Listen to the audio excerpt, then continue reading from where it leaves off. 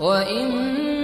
منكم إلا واردها كان على ربك حتما مقضيا ثم ننجي الذين اتقوا ونذر الظالمين فيها جثيا وإذا تتلى عليهم آياتنا بينات قال الذين كفروا للذين آمنوا أي الفريقين خير مقاما وأحسن نديا وكم أهلكنا قبلهم من قرن هم أحسن أثاثا